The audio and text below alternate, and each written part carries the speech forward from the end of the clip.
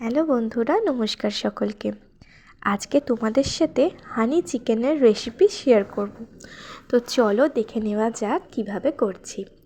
প্রথমে দেখো, আমি চিকেনের কিন্তু উইথ বোনই পিস নিয়েছি, সব কিন্তু সলিড পিস ছিল না।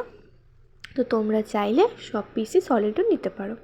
তো দেখো, তার মধ্যে এবার গোলমরিচের গুঁড়ো, আদা রসুন বাটা, নুন, আর নিয়েছিলাম লেবুর রস, একটি ডিম দিয়ে ভালো করে মাখিয়ে রেখেছি, আর তার সাথে ছিল কর্নফ্লাওয়ার। তো এবার দেখো, এটাকে আমি ভালো করে সাদা তেলে ফ্রাই করে নিচ্ছি।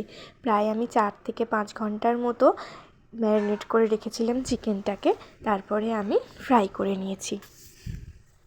এবার দেখো, কিছুটা তেলের পরিমাণ কমিয়ে নিয়েছি, সেই তেলেই আমি আদা রসুন বাটা দিয়ে দিলাম। তারপরে দেখো, ডুমো ডুমো করে কেটে রাখা ক্যাপসিকাম আর পেঁয়াজ দিয়ে ভালো করে ভাজছি, আর তার সাথে দিয়েছিলাম 2-4টে চেরা কাঁচা লঙ্কা।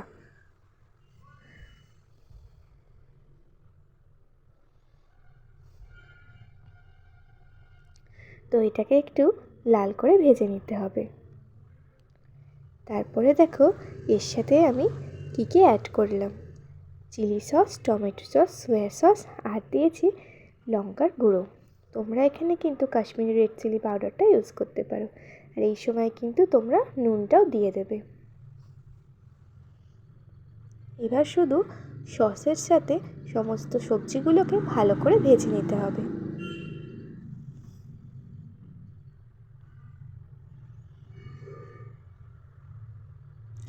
এবার আমি ভেজে রাখা চিকেনগুলোকে এর মধ্যে দিয়ে দিলাম।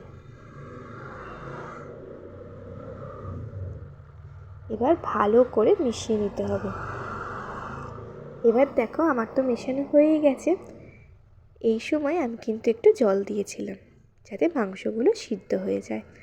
এরপরে দেখো, আমি ওপর দিয়ে দিলাম হচ্ছে গোলমরিচের গুঁড়ো, আর এটাই হচ্ছে মেইন ইনগ্রিডিয়েন্টস, সেটা হচ্ছে মধু। দেখো, আমি এখানে বড় চামচের 2 চামচ মতন মধু দিয়ে দিলাম। এই সময় তোমরা গ্যাসের ফ্লেমটাকে কিন্তু লোতেই রাখবে।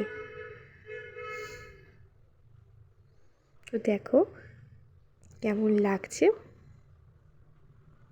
তো এটা তো আমার প্রায় রেডি হয়ে গেছে, এবার শুধু খাওয়ার পালা। তো এটা কিন্তু রুটি, পরোটা বলো কিংবা ফ্রাইড রাইসের সাথেও খুব সুন্দর লাগে। তো জানিও কেমন লাগলো।